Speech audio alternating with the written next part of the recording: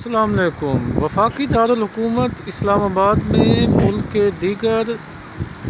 دارالحکومتوں اور شہروں کی طرح معمولات زندگی جو ہیں وہ رک سے گئے ہیں، اور اس کی بنیادی پہلی اور آخری وجہ جو ہے وہ کرونا وائرس کا جو ایک سلسلہ ہے، جو کہ پاکستان میں بھی دیکھنے کو ملا ہے۔ بے شک دنیا کے مقابلے میں یہاں پہ مریضوں کی تعداد کم ہے، لیکن احتیاطی تدابیر کے پیش نظر جہاں لوگوں کو حکومت کی طرف سے یہ کہا گیا ہے کہ وہ میل جول کم رکھیں، گھروں تک محدود رہیں، غیر ضروری کاموں کے لیے باہر نہ نکلیں، ایون لاک ڈاؤن کے حوالے سے بھی بات چیت چل رہی ہے، تو خوبصورت اسلام آباد جو ہے وہ اس موسم میں، خاص طور پہ جب سردیوں کے بعد گرمیاں آتی ہیں تو لوگ جو ہے باہر نکلتے ہیں، دھوپ کو انجوائے کرتے ہیں، موسم کو انجوائے کرتے ہیں، زندگی کے ساتھ ایک نئے انداز میں زندگی گزارتے ہیں۔ لیکن اب کی بار جو ہے اس وائرس کی وجہ سے، کرونا وائرس کی وجہ سے، جہاں دفاتر میں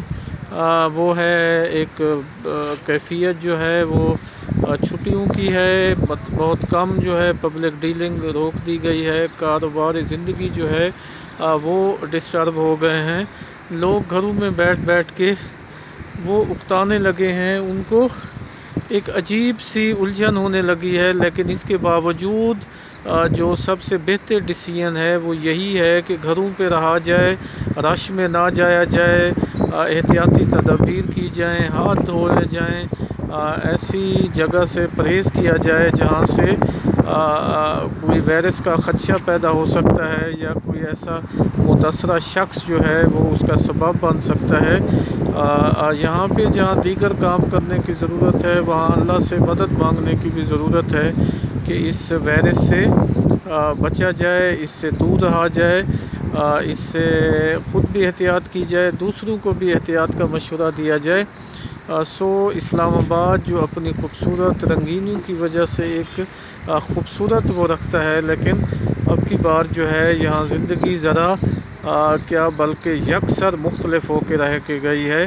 لیکن احتیاط کا دامن اور توکل اللہ کا دامن ہاتھ سے